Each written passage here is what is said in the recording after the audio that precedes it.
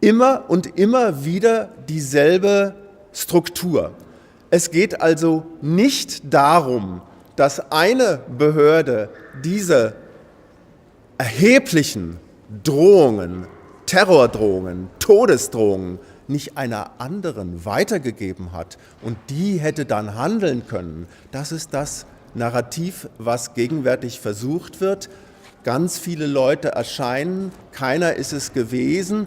Die Verantwortung soll zerstäubt werden, sie soll vollständig zerteilt werden ins Diffuse. Das wäre theoretisch möglich in einem anderen Fall, wenn nämlich jeder einzelne Hinweis für sich noch nicht einschlägig genug wäre.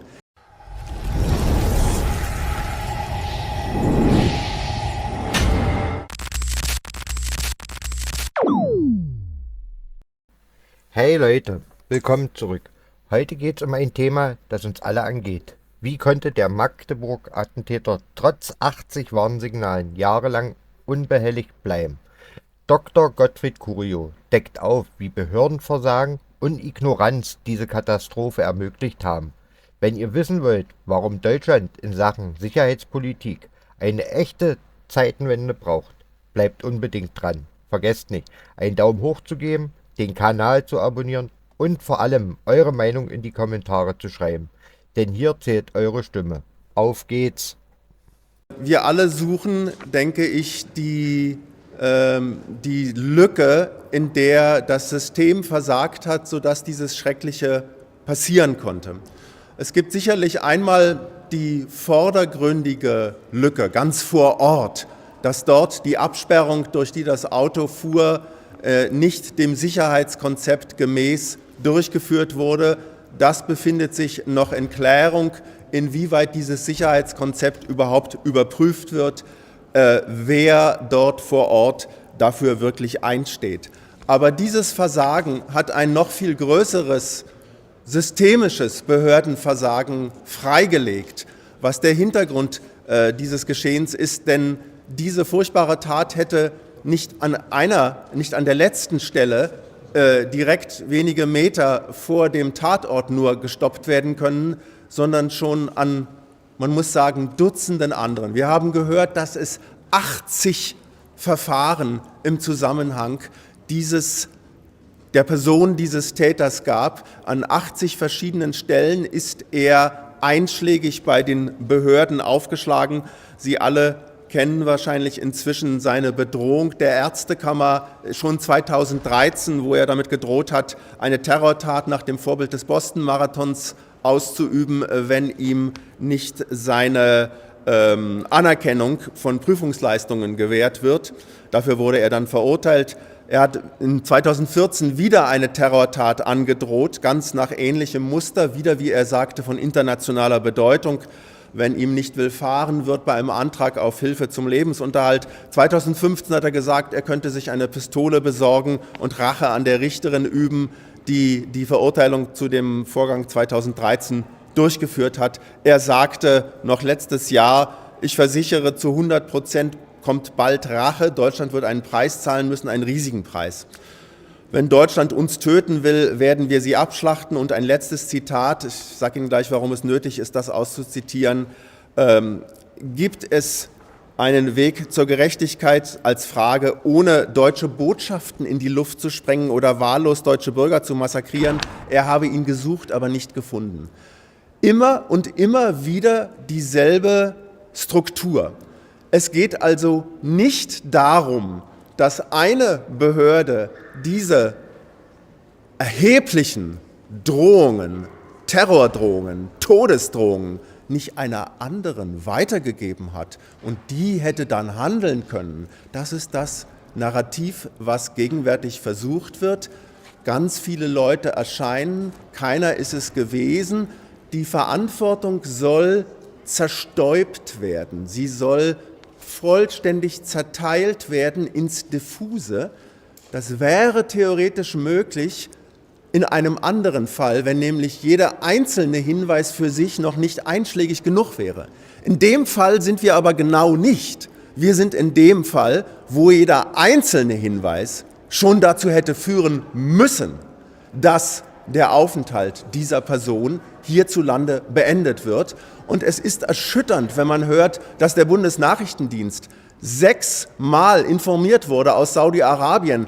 Guckt mal, was der Mann da an tödlichen Drohungen gegenüber den Deutschen schreibt. Und das erste Mal ging es auch ans BKA. Das zweite Mal hat der BND das gar nicht mehr ans BKA weitergeleitet. Ja, das BKA wird das schon machen. Auf Nachfrage war nicht herauszubekommen, ob die das interessiert. Das BKA sagt, naja, er war ja ein Kritiker des saudischen Systems. So leichtfertig hat man also das weggewischt, als ob ein Kritiker des saudischen Systems seinerseits nicht auch ein Sicherheitsrisiko für deutsche Personen darstellen könnte, insbesondere unter der Art und Weise, wie dieser spezielle Täter argumentiert hat, dass er sich als saudischer Oppositioneller verfolgt sah von Deutschland, von deutschen Behörden, wofür er ein Dutzendmal angekündigt Rache nehmen werde an der deutschen Bevölkerung. LKA, BKA, Landesamt für Verfassungsschutz haben sich getroffen letztes Jahr und sich gefragt, geht von dem Mann eine Gefahr aus? Antwort, nein. Das sei kein Extremist. Das müssen Sie sich mal klar machen. Sie können in Deutschland einen Terroranschlag wieder und wieder öffentlich ankündigen. Es hat keine Konsequenzen.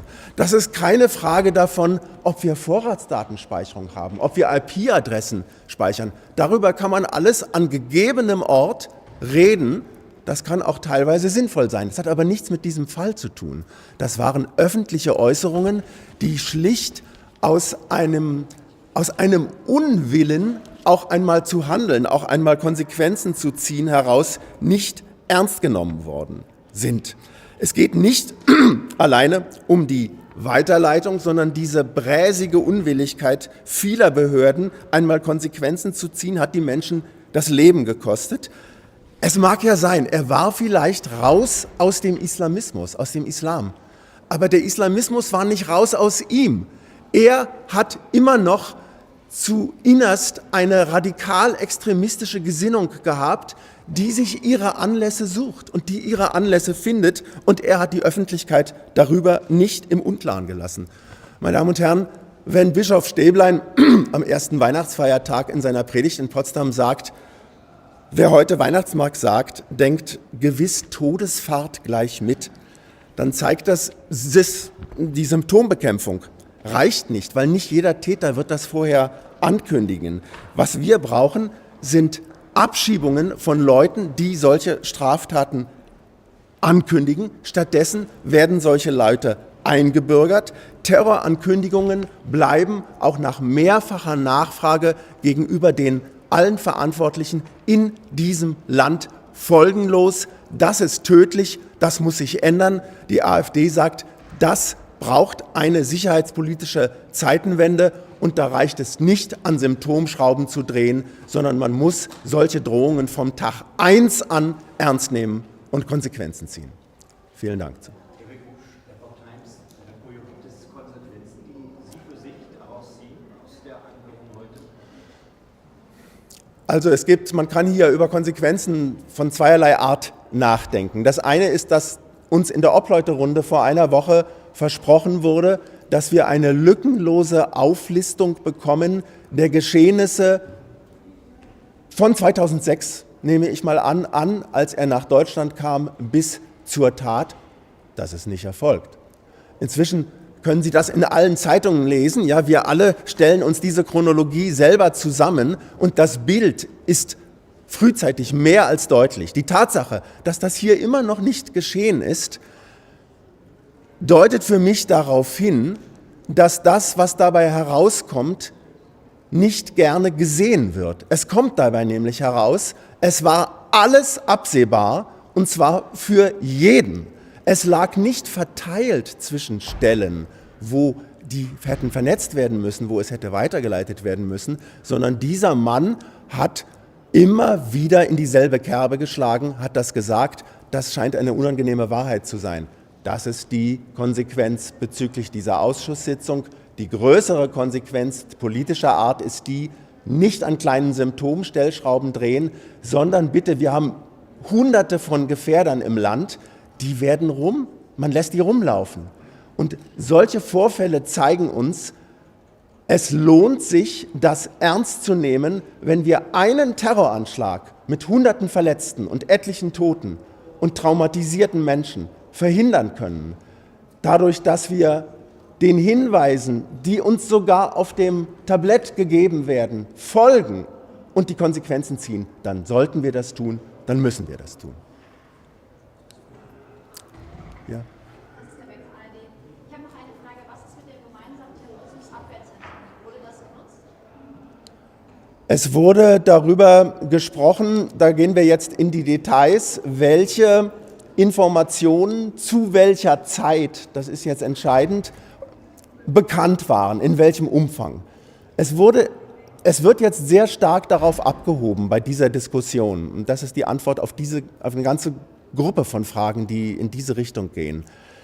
Ja, die Behörde X hatte zu dem Zeitpunkt, als sie mal eine Einstufung vornimmt, noch nicht alle Informationen, die wir alle heute gesammelt vorliegen haben. Das mag ja sein, dass auch man sagt, ja, heute sehen wir, der hat das 12-mal angekündigt, wir hatten nur gesehen, er hat es 2-mal angekündigt. Mein Punkt ist, es liegt nicht an mangelnder Vernetzung, dass dies BKA nicht wusste, dass er es 12-mal angekündigt hat, sondern an dem Unwillen, dann auch mal sich die Hände schmutzig zu machen und zu sagen, wenn jemand Morddrohungen gegen unschuldige Menschen ausstößt, dann muss er sein Aufenthaltsrecht hierzulande verlieren. Da liegt das Problem, nicht daran, dass als bestimmte Gremien tagten, noch nicht alles bekannt war. Es genügt, wenn einmal so etwas bekannt ist, dass man willens ist, wirklich die Interessen der Bürger zu vertreten und die Bürger zu schützen durch entschiedenes, entschlossenes Handeln. Vielen Dank.